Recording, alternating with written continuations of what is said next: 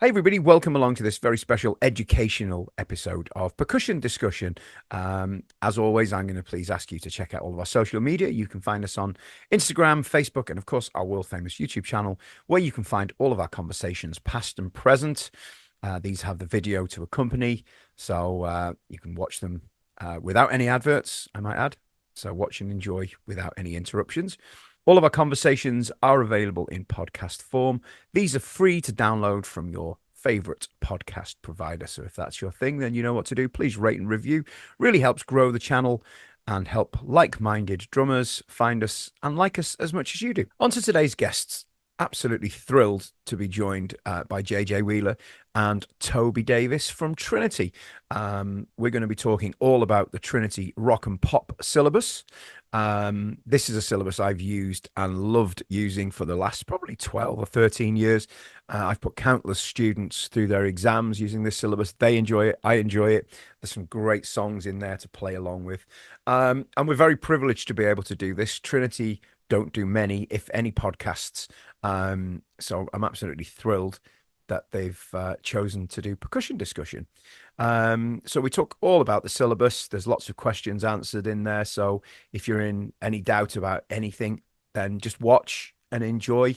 And I will leave you some contact details if you have any other questions that we don't cover in our conversation. And you can get in touch with JJ and speak to them directly. So it gives me great pleasure to welcome JJ Wheeler and Toby Davies. JJ, Toby, thank you so much for doing this. I know Trinity aren't known for doing podcasts, so I feel very grateful that we've had the all clear to do this. So thanks both for doing it, first of all. That's a pleasure. It's good to be here. Thanks, Matty. Yeah, thanks for having us, mate. Oh, it's an absolute pleasure. It really is. So let's get straight into it. I mean, obviously, you're both drummers. You've both been performers in the past, and I'm sure you still do plenty of gigs. How did you end up working for Trinity? Can I send that to you first, JJ, please? Yeah, that's a good question. I was in music college when one of my teachers, Pete Churchill, actually, I remember him turning around to me and saying, you'd be a very good music examiner. And I kind of thought nothing of it at the time. And in fact, I scoffed because I was actually quite anti-exams at the time. It wasn't my cup of tea. I had quite a negative view, maybe because of historic experiences with them, personally growing up. And then I was at the UK Drum Show soon after. And I walked past the Trinity stand. I was repping for a cymbal company that I was endorsing.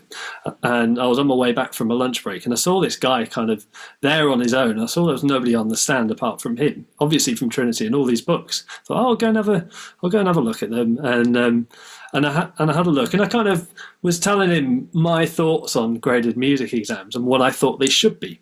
And how I thought they should be music that was relevant and exciting and real songs and should be focused on the skills that you actually need.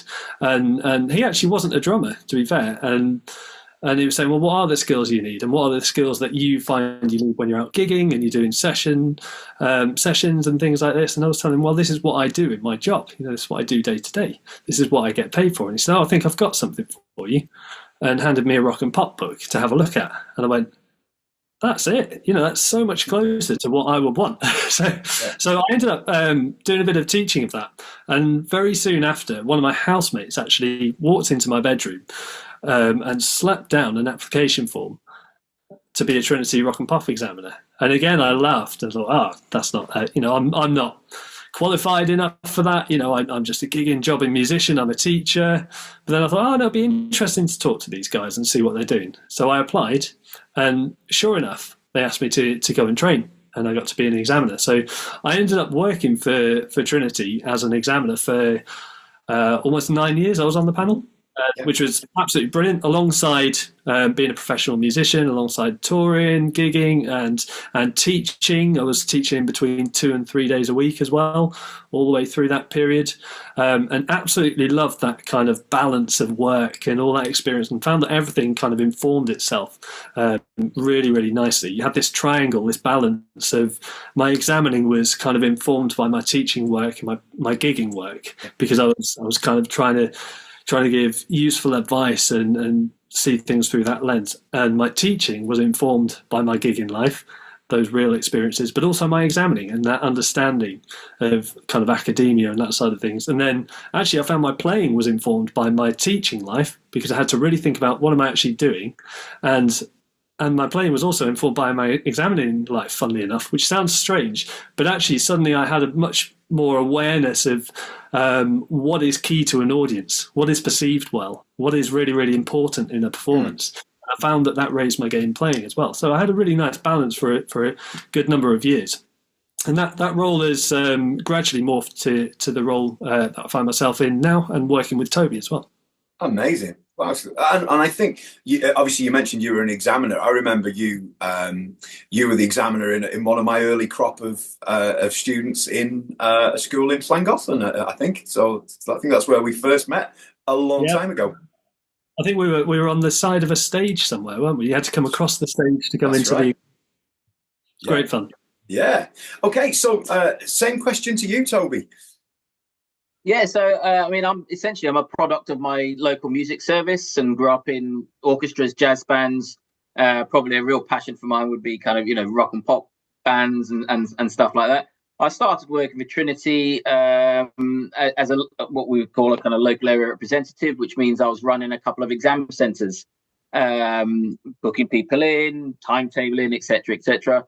And I've just been in contact with the organisation and working for them over the last sort of 12 years, and progressed into various roles in business development, fully understanding the product, the relevance of the product, and for me particularly kind of rock and pop. That's the kind of genre of music that I was into. A little bit like JJ in the sense that when I was learning, I struggled a little bit with the kind of more formal kind of graded structure. And I did it, and it was great, and it got me to where I am now. But if somebody at the time had said, come into the studio and said, those songs you're playing with that band, which are Smells Like Teen Spirit, whatever it is, Radiohead, you can gain the same qualification, and but by playing this repertoire and so on and so forth, and those technical exercises that potentially for me I was struggling with, I'm already doing them, but within the context of the song, would have gone amazing. So the product immediately kind of sang to me, and so I progressed up through the business development team at Trinity, and I am now interim head of business development across all our performing arts and more music portfolio. Wow. Okay. So yeah, it's a similar kind of journey, isn't it? And I have to ask, do you both still get the opportunity to go out and play? And obviously the reason you play drums is because you love it. So do you still get to play? I mean, Toby, do you still get to play? I do very occasionally. I'm very lucky that my 10-year-old son is playing and progressing through the Trinity repertoire.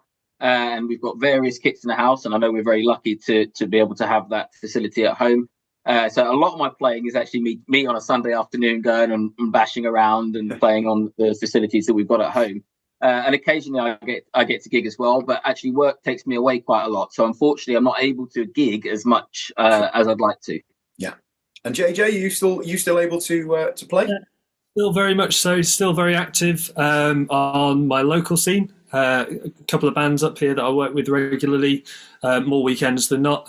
Still occasionally go down and work with bands and musicians that I used to play with in London as well from my time there, and occasionally the odd jaunt abroad as well, which is great fun.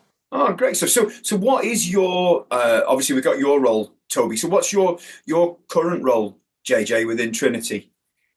So this year I started full-time actually with Trinity. It's progressed from part-time last year. I am business development manager for music, but I have a particular area of focus, a couple of particular areas of focus on rock and pop, and a new qualification of ours called Awards and Certificates in Musical Development, which is a really exciting, inclusive qualification as well, but the first of its type in the world. So that's exploding as well at the moment. So it's a quite a privileged position to be in. Yeah, exciting times. Now, and I'm going to mention this because obviously, hopefully we're going to get through a lot of information in this episode. And but I've been lucky enough to see you, JJ, in particular. I think I only met you, Toby, at the UK Drum Show for the first time. But JJ, I've seen you at various training days for various teaching organisations. And I'm guessing that you can, if somebody wants to ask if you can come along and explain about the syllabus, is that something that you can do as a teaching organisation? Because I've learned so much from those questions, that burning question that I wanted to ask face to face. And it's a useful thing. I don't know who wants to answer that, but either of you, don't mind. Yeah, I'll go if I may. Yeah, absolutely. Particularly music hubs and services, but any kind of teaching organisation or school. What we call CPD, continued professional development, insets, some people call them, that kind of training and those conversations. That's actually, I live and breathe those. I absolutely love those. I'm really, really passionate about those. And when I do a lot of work with music services as well, and music hubs, as a lot of them are called now in England, around CPD and insets, and I do so much of it, and I'm really passionate. I'm always encouraging them to book more, because I remember as a teacher, and I still teach a little bit, but particularly in my days when I was teaching, doing a lot more of my work was teaching. I remember that actually I had such a lack of time to explore these options out there for students. I had a lack of time to explore different syllabus, different pathways. So the easiest thing for me to do was always just to point students in the direction of what I knew and what was safe and what was comfortable. But that might not always be 100% the best route for that student. And actually there might be other options out there that would be more motivating, or that would help them to keep going and keep climbing, and where they would thrive better. And I think CPD is a massive way of removing that barrier, because someone like myself or Toby or one of our colleagues can go in and we can explain what a syllabus is all about and the structure of the exam, what you need to prepare with students. We can do that in 10, 15 minutes. We can do that on a phone call. It doesn't necessarily have to be in front of a group of teachers in an official context. If a teacher or somebody wants to find out about these things, just email me. Just email us. We'll set up a phone call or a Zoom call or Teams or whatever's easiest for you. We can have this conversation, because I find that CPD empowers teachers. And it arms them with the knowledge, so that, like you say, when they go in the classroom or wherever their teaching space is, they're prepared, and they have knowledge and they have more tools at their disposal. Yeah, no, that's great. And as I say, I think the 2 or 3 times that we've met, I've always had something to ask. Different things. It could be the most minor thing you could ever think of, but to me, it was important at the time, and it's a really valuable thing. And I've, as I say, I've learned a lot over the years from various training CPD days. So it's good to know that that's still an option. And nothing's ever a silly question. If anyone wants to reach out and email us, don't feel stupid, because there are even within Trinity, there are so many different syllabus and different routes and different options, even within one syllabus. That flexibility within the exam, it can be confusing. So, we always say, just get in touch. Nothing's too small. We will provide an answer, and we will try and work with you to support you. And it's something we're really keen to do at Trinity. We support teachers. We are actually, a lot of people don't realise, we are actually, as an organisation, we're a registered charity. So we're there for the good of music and for the good of education and performing arts and communication skills. Sure. No, well, that's amazing. And obviously, the face of exams has changed considerably over the last, I want to say 5 years. And I don't know if online exams were a thing pre-COVID, but I know they were during COVID. I had to do my grade 8 to get a job with another organisation. So I know I did it during lockdown, and I think it was at the time when there was deadlines when you had to get it in by a certain time. So I had about 7 hours to get grade 8 done and in, and it was fine. But Toby, obviously, they've changed a lot. Are you finding that there's more people doing them online rather than face to face these days? I think the digital option just provides a different pathway. It's an alternative pathway of assessment. We talk about, as teachers all the time, as somebody who has taught teachers and observed teachers, we talk about differentiation a lot within education, not just music education. And what the digital pathway does, it provides a different opportunity for maybe learners who suffer from anxiety, who may previously would have never been able to get a qualification because of the way that they would handle that particular kind of face-to-face scenario. And so it just makes it more accessible. And what I hope really is that, teachers are there communicating with their students, say, well, you've got this pathway and you've got this pathway. It's the same qualification, same UCAS points apply for grade 6 and above, and have a discussion with the student to see which is going to be the most enjoyable pathway for them. Which are they going to get? What are they going to get the most out of? Whether that's a digital pathway or a face-to-face pathway. And and we know as gigging and recording musicians that actually, the landscape of music, the music industry has changed quite significantly. And yes, of course, there are situations where bands get in studios and they lay down tracks and et cetera, et cetera.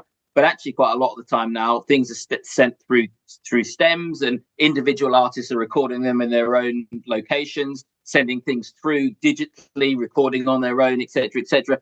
So I think there are slightly different skills that apply to the different pathways, and it depends on the type of learner really that how they feel that they can access the different options that are available to them. Sure, no, that I totally understand. I mean, and there's certainly an element of fear involved when you have to go and sit in front of an examiner, isn't it? It's like, oh no, and nerves can get the better of you, obviously. And I've found I've put, I don't know, probably hundreds of candidates through now.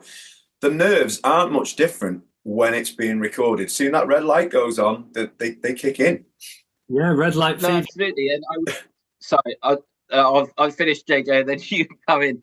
So, it's certainly, the digital exam is certainly not the easier option. And again, just to reference, as we are all gigging musicians, recording musicians, if you don't nail it kind of the third or fourth time, the trajectory tends to be like that, so there is still that element of, you got to get it right. And I would say, it's down to the teacher. Those teachers that say, well, digital exams aren't necessarily for me. I don't see that they're the same as face-to-face because there isn't that sense of occasion. My response is always, well, create that sense of occasion. Tell the student they're going to record it on this date and they're going to record it twice. It doesn't need to be something that is an open-ended thing. And I think that's how you can get over that. And the student still has that sense of, oh, I've got to get it right. I'm performing. And it is still a performance. Even though you perform as a camera, it's still a performance rather than in front of an examiner. So again, I think it's weighing up what is the best pathway for that particular learner. Yeah. JJ. Yeah, I was just going to say red light fever is a real thing. I know it from studio sessions and being in the studio, and it's, like you say, you can be confident as anything. As soon as it goes on, oh, hang on a minute, this one's being recorded. This one's going on tape or hard drive. Well, it's a similar thing where I've had students and they say, well, it's fine. I can just record it as many times as I like till I get it right. I said, well, you can, but let's not forget the examiner is sitting with a recording as well. So it's a two-way street, they can rewind and, that bit, let's have a little look at this section. So it's... So let's just touch on that. They watch everything in real time. They watch it once, and they will examine it in exactly the same way that they would examine a face-to-face exam. So the illusion, and we did have this when we first went into kind of digital exams, and one of the negative points was, examiners are out there and they're watching stuff over and over again. That is not correct. And they watch it once. As JJ will say, as an examiner who has examined digital exams, they watch it once, they watch it in real time, and that is it. For once, I'm really pleased to be wrong and the student's right. So next time I can say, look, yeah, that's cool. I like that. That's put a smile on my face. I think the danger also is, and I've had it with students, and I talk to loads of teachers. I talk to a bunch of teachers every day, and quite often when we're talking about digital exams, they talk about students who, it taps into the sense of perfectionism that is sometimes in the world, and we won't get too heavy and philosophical about Instagram being perfect and all this kind of thing, but there is that sense of perfectionism, and you do get students who will not be happy until they think their recording is absolutely perfect, blemish free, and it's like you have to explain sometimes. No, it's got to be real. It's got to be a real performance, and actually, it's highly unlikely we'll ever get that perfect take. Really, really unlikely. That's nothing against your playing and your skills. It's just the nature of playing 3 songs back to back in a performance. And I say to my students, I go out and I'm gigging most weekends. And when I gig, it's almost like, did anyone spot my mistakes tonight? No, fantastic. And it's learning how to play through things and play through things so confidently that actually you hide mistakes and nobody realizes you made the mistake in the first place is actually, I think, and I often say to students, is often more important than nailing it in the first place. Do you know what? Interesting. I put a student through, I think it was grade 4, and he was only a young lad, and he played jump, and he had a couple of shaky bars, and he got to the end. He said, "We'll have to do it again." That was the last song, and I said, "Look, the couple of shaky bars were there, and that's obvious." I said, "But what you did after was sublime, and it's kind of, don't forget all about that. Trust me." And he came back with great marks, great comments, and he said, "Oh, you're right." So I think for future exams, it's kind of put his mind at rest a little bit that you can have a slip up. Everyone has them. You've just said. Yeah, absolutely, 100%. Yeah. When was the last time any of us came off stage and went, didn't make one mistake, note perfect? I just think, it's reality. It's what happens. Whether you drop a stick, whether you miss a bass drum, whether your foot slips off the hi-hat pedal or something, there's always something. And for us that may be a 1.5 to maybe 3 hour set, and an exam is much shorter, but it's relevant, it's industry, it's what happens, and it's, as JJ said, it's how you get over that and get onto the next bar, the next 2 bars, the next 3 bars, and recover from that little mistake. Nobody's going to fail an exam on missing one bass drum note. I think this is so useful to hear, because I think people, teachers especially, live in their own thoughts, thinking they can't they can't miss something, or if they had an extra crash by accident, it's a musical approach to a song, really, isn't it? When all's said and done, I guess. I hope. Yeah, absolutely. And remember, there's 2 key things I think to remember here. Is that one is the examiner panel is made up of generally working musicians, teachers, people who work in the industry. People with those skills, probably for the reason that actually our exams are focused on real skills. They are industry focused, and so we need the people examining to have an understanding of what students need to be learning and how they need to perform, and how the industry is as they're assessing those performances. Absolutely. And while we're actually talking about the exams, obviously online exams, can I ask, is there a difference these days between the online and in person? Are like, there used to be playback and things like that. Are they still a thing for in-person exams? Because I haven't done one for some time now. Where we are, we're not generally close to big cities and what have you. Is it still a thing? Yeah, absolutely. So for face-to-face exams, there still is that element of session skills, which is either playback or improvisation. Playback is sight reading, but it calls on oral skills as well as the notational visual skills, and JJ will probably touch on that a little bit later. And for the digital exam, those marks that would be allocated to the session skills element are allocated to overall performance marks, and again JJ will probably touch on that in a little bit more detail later on. Yeah, that's good to know, because obviously if somebody says that I really want to do this, then obviously you've got to get your brain in gear and go, well, okay, there's a little bit more work to do in other areas. And that's, again, it's good to know for anybody watching or listening to this, who perhaps is unsure of that. This hopefully clears it up. So that's great. Yeah.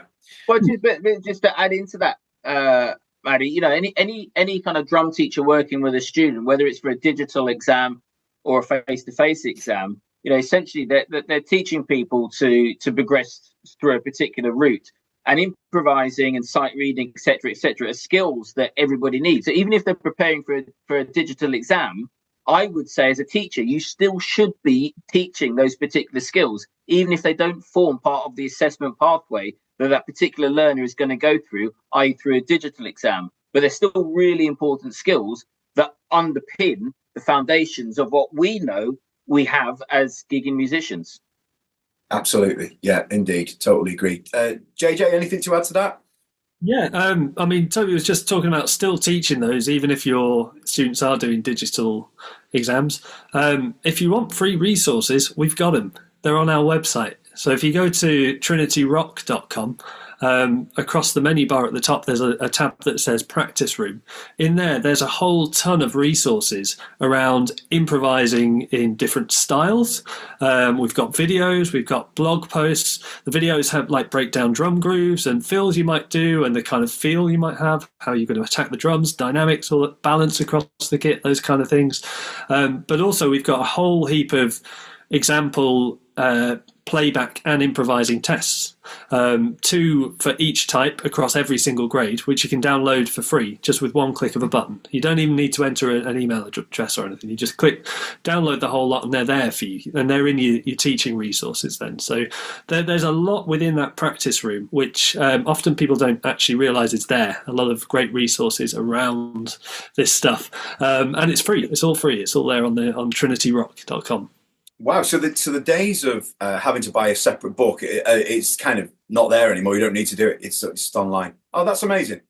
There is, I mean, if you want even more of those session skills tests, we do have separate books. You know, I'm not kind of coming on here to do a sales pitch, but there are books, and they have 10 playbacks and 10 improvising for every single grade, and we lump them together in 3 grades per book, so initial to 2, 3 to 5, 6 to 8.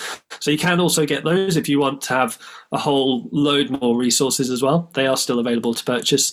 But yeah, we've got free ones on the website as well, for people to try out, and as I say, loads of surrounding resources, videos, blog posts, things like that. All useful stuff, absolutely. Oh well, it's all covered, isn't it? Really, let's be honest. Now, there's a burning question I put out on a few forums.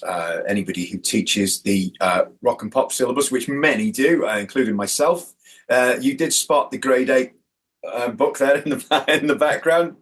JJ first, I think. Yeah, you can't miss it, can you?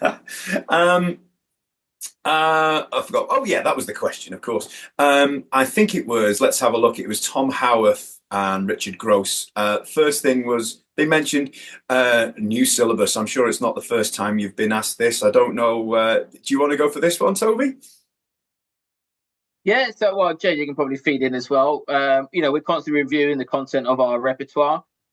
We do have an e-store that has additional tracks in it. So, if you're a teacher who purchases the standard graded book, you'll see that there's 9 songs in there, 3 technical focus, etc. But actually, if you include the additional tracks that are on the e-store, you're probably looking at between 11 to 12 songs per instrument per grade across the board. So that's worth checking out.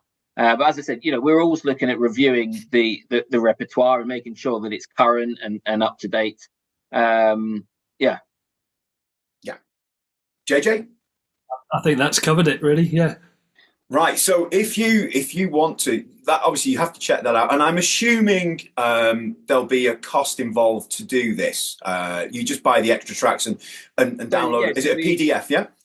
Yeah. So you can. There's single track purchases, or there now are for rock and pop. There are full anthologies as well. So if you did want to purchase the whole book, if teacher didn't have that, you can purchase that.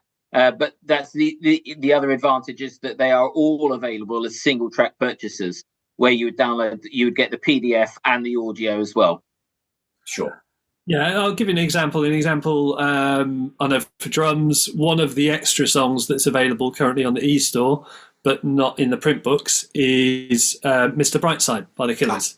And that's an obvious choice. And for me, I kind of bring that up a lot because it kind of represents what we do and how we select most of our songs within the rock and pop thing, because it's such a go-to song for bands and such a I do a lot of function work and I play a lot of clubs and pubs, and the amount of times, somebody in the audience will ask, either shout on stage or they'll, you'll be in the loo in the interval and they'll kind of nudge you in the back, say, "Oh, mate, play Mr. Brightside." And you're like, "Okay, all right, okay, I'll tell the band." It's like, these are songs that you're going to have to know. So can we fit them in with the syllabus? You've got that. You've got Brown Eyed Girl. You've got a whole range across all the eras. You've got Uptown Funk, Seven Nation Army, Another one, Bites the Dust. It's like Rosanna. It's all the classics, and it's all the things that are going to be called time and time again.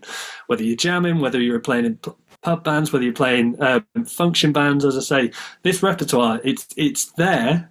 And I've found it really useful. And I've got students now who've gone on to music college or gone on to pro careers, and you meet up with them and they go, oh yeah, I was in a band the other day, and the set list came out, and 2/3 of it that I had to dep was all on the Trinity list, and I'd learnt it all with you, and it's like happy days. There we go. So it's no longer that thing of just going to an exam and playing pieces that you've learnt for the exam, and then you'll never touch them again. It's okay, these songs are real and they are relevant, and I can use them throughout whatever I want to do in drums. Yeah, that's cool. Sorry, we go on. Quite a nice point. Sorry, this is quite a nice point just to come in, and JJ will raise his eyes because it's kind of my famous line I always say. It's called our rock and pop syllabus because it would be silly if we called it a rock pop, funk, jazz, fusion, R&B, soul, disco, etc., etc. But there's such a huge variety of genres in there, from R&B to heavy metal to rock to whatever it may be, whatever artist, Adele, Bruno Mars, Nirvana, etc., etc. There really is something for everybody. Absolutely, I totally agree.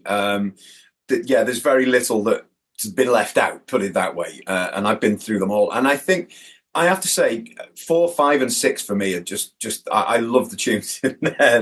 They're just, and it's nice when you don't get a student perhaps who's on them every day, and then all of a sudden you revisit and it's like and I forget, there was one of the books, might it be grade 5, where there was a different track in there. It must be a later version or something. There's a different. I can't remember what the song was. Does that happen? Yeah. It's happened on a few of the books. The grade 8 now has we changed the track as well. Maybe Toby can shed some light on that. Thanks, JJ. There's a variety of reasons why we may sort of replace tracks every now and again. But if those tracks that have previously been there are in circulation, they're still able to be examined, and the student can still present them at an exam, whether it's digital or face to face. Right. Oh, so that's fine. So they still stand, and I know you can, and I assume this is still a thing where you can use something. One track, is it from a previous syllabus from the same grade? Is that still a thing you can do? Actually, you've got the option in any Trinity Rock and Pop exam to do an own choice song from anywhere. Yeah. Right. Okay. Parameters, as long as it fits the level. So we do have on our list, trinityrock.com, if you just put /extra-songs, you'll see lists of songs from the old syllabus that still fit the current parameters. And because actually we did change the parameters slightly when we changed the syllabus. Excuse me, I was actually involved in that, and a few of the songs didn't fit the parameters necessarily at the right levels anymore. But the majority of them do from the old syllabus. So just check that list. They're automatically fine. They're 100% safe. So, for example, just last night I was teaching somebody Heroes, David Bowie Heroes from grade 2. And we were thinking, I was doing it not necessarily looking towards the exam. We were doing it for its educational purposes. But I was thinking, actually, if he really likes this and gets on with this, then when he comes to go and sit his grade 2 or film it, whatever he chooses to do, then I'll present that as an option because it's on the list, But you can bring in a song from anywhere. It could be a song that you love. It could be a song that you've written. You can play it to a backing track as long as it's not got the drums on it. So it has to be a drumless backing track. You could play a solo piece if it's an own composition, or it is a solo piece originally. As long as it fits the parameters, that's fine. But then the question I often get, and this is what I get in CPD and insets and conversations with teachers all the time as well, how do you know what level a song is? How do you know it's going to fit? Because that's always something that makes teachers nervous, and I completely understand that. I've been in that position myself. I would say I normally recommend that people do two things. One is look in our syllabus document. So if you go onto trinityrock.com, our drum syllabus is on there. You can download it. It's absolutely free. Or for any of our syllabus across any of our instruments, you can go on Trinity Rock if it's Trinity Rock and Pop, or Trinity College .com if it's our drum kit syllabus within the classical and jazz pathway. You can find those syllabus, and within those syllabus, you can see the parameters that we set. It's like a list and a guideline for every single level, for initial level, for grade 1, for grade 2, and it'll have things. The only thing that you absolutely have to meet for rock and pop is the duration of the song. Yeah. So, for example, for initial grade, off the top of my head, I think it has to be between 45 seconds to, I think it's 1.5 minutes long. It might be 2 minutes, so don't quote me on that. And that duration will get longer and longer as you go up. The minimum will get higher and the maximum will get higher as you go up as well. And that kind of proves the progression of how long we expect a student to be able to maintain focus for at each level as well. But likewise, things like dynamic range, things like techniques, things like rhythmic difficulty, syncopation, maybe things like rudimental challenges, so flams, buzz rolls, drags, all sorts of things that will be listed on that table. As I say, the duration is the only one that has to be met. And then for the others, I'd say if you can kind of go down that list and tick off 60, 70% of the rest of them, looking at your song that you want to put forward as an own choice, then you're pretty safe. It's going to be okay, because actually our songs, you can look at them and look against the parameters. Not every single one's going to tick every single box because it's impossible to, but you can see how they're set then. But actually that's really useful to see the ladder of progression as well, so that you as a teacher have an understanding of, I see how this is set now, and I see where maybe a bit more bass drum control comes in, or a bit more understanding of kind of offbeat 16ths, semiquavers, or use of flams and use of ghost notes coming in kind of grade 4 or 5-ish, all these kind of things. And you see that ladder of progression. You see how it is stepwise, and it's little increments, but it builds you up there until you're quite a decent level at grade 8. The other thing to do, I always say as well, is what I call a sniff test. And it's a bit like when you get home from holiday and there's that bottle of milk in the fridge, and you open it up tentatively and go, I really want a cup of tea. And then you kind of sniff it and it's, okay, gut reaction, no, that's not good. Or actually, I think that's all right, I'll make a cup of tea. If nothing floats, I'm good. So just pick up the Trinity book or one of the Trinity songs, open it up, pick up your score, your sheet music, hold them next to each other. Gut reaction to me as a teacher, as a musician, does this feel as challenging? Does it look as challenging? Are the rhythms as challenging? Is there as much dynamic variation? All these kind of things that make music. Just do the sniff test as well as a kind of second stop. That would be my go-to in terms of figuring out whether something pitches at the right level.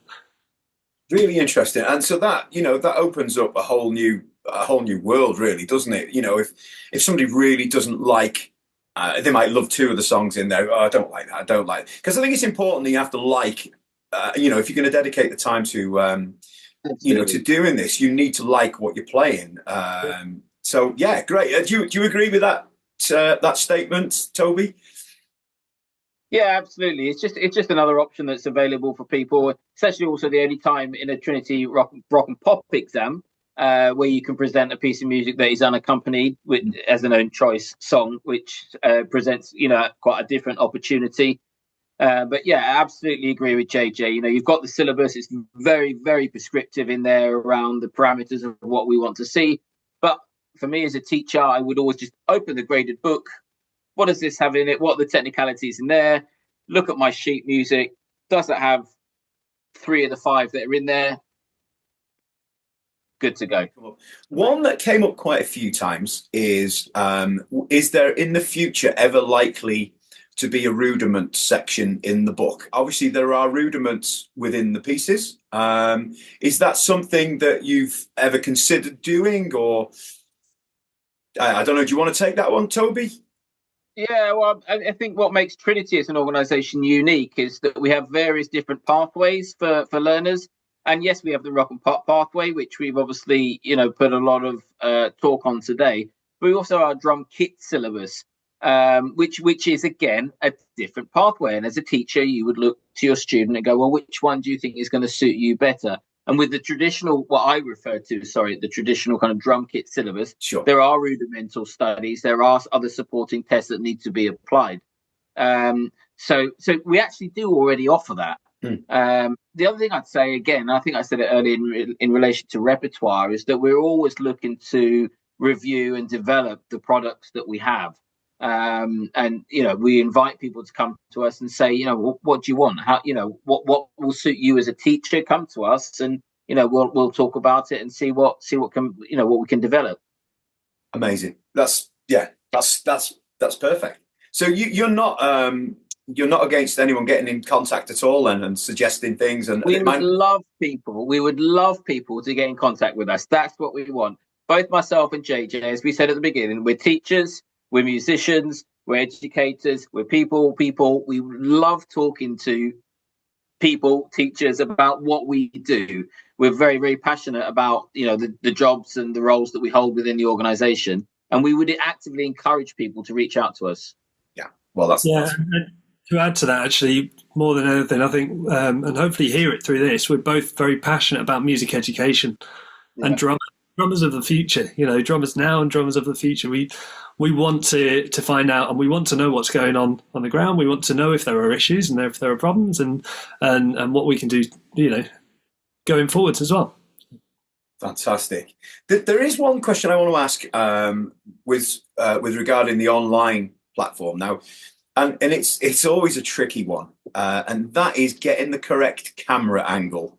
And I know people talk about it, and they're like, "Oh no, this is wrong and this wrong." It's not the easiest thing to achieve, is it? And I know you've got your guidelines, and I totally get them.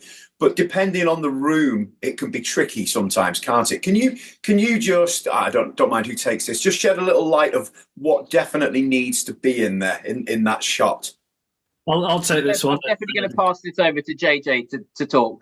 But it's an interesting one, because I think as drummers, it is probably the most complicated of all instruments to have to record in relation to what we want to see. And certainly as you progress through the higher grades, right foot, right hand, left, want to see the face, want to see the book.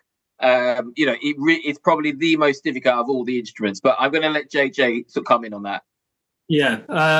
So the one absolute must is we must see, if you want access to, Toby mentioned overall performance criteria in a digital exam. If you want access to at least half the marks there, we must see at least a side-on view of the face. And the reason is because part of what we're assessing in overall performance is focus and communication and commitment to the performance. And if all we're seeing is the back of the head, then we don't get much kind of understanding of what's going on. We can't really read the person without seeing their face. So we need to see at least half the face, ideally side on, slightly in front. The best angle is through the hi-hat. However, I know that, I'm sat here with my kit and like the music stand is over the top of the hi-hat. So if I do that, you're not seeing my hands. So we say slide on. It could be slightly behind you side on, because if somebody's looking at their music, they're probably still seeing their half the face at least most of the time. The ideal scenario is head to toes, but you might be in a small room. So just do the best you can. We really need to see what's going on in the hands, and we ideally need to see what's going on in the feet. Sometimes we can just about make that out maybe from leg movement, if somebody's, say, a heel-up player as well.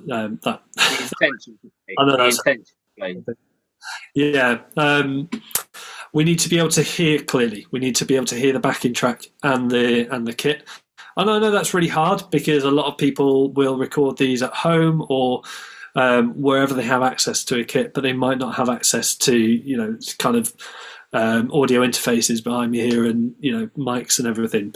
So, and they might be recording through an iPad or an iPhone, which are built for speech. Just do the best you can. We always recommend sound check part of a song or the loudest part of a song before you actually film, because the last thing you want to do is get an absolutely cracking take of all three songs.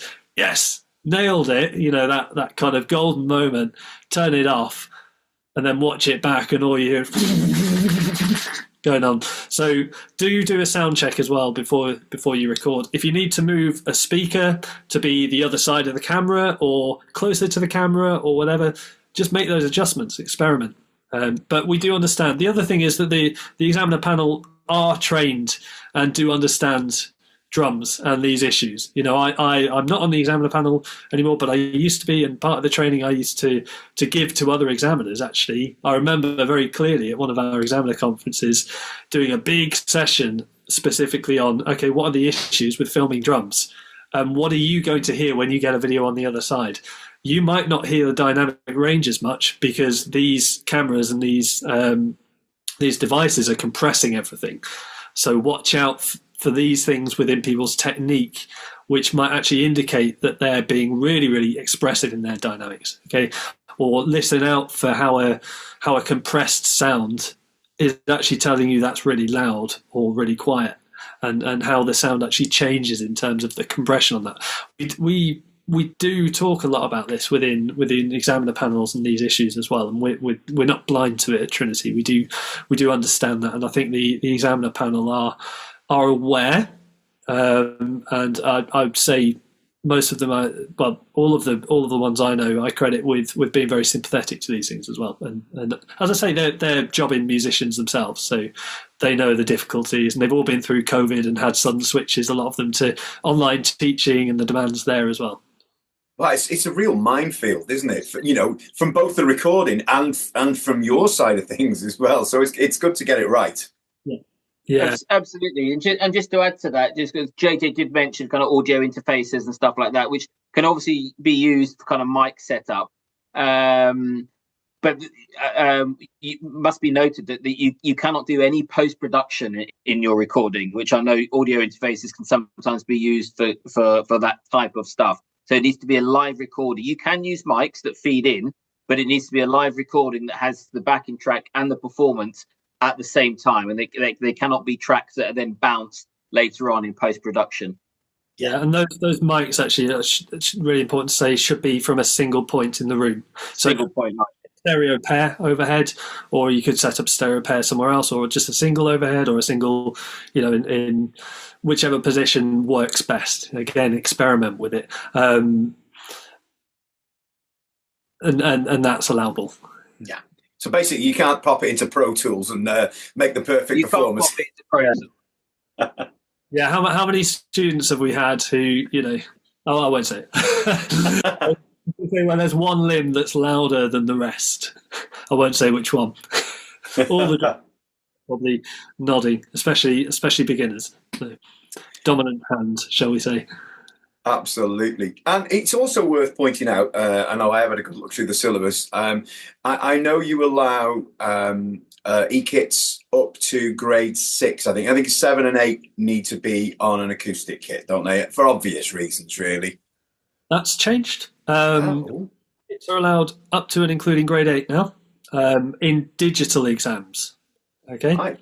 So for digital graded exams, you can use an e-kit all the way up to and including grade 8. The caveat being that it is your responsibility to ensure that the kit is able to achieve all of the musical and dynamic and articulation and tonal contrast and kind of that is it built into a song, so that it is capable of playing that song and playing it to its fullest. Okay?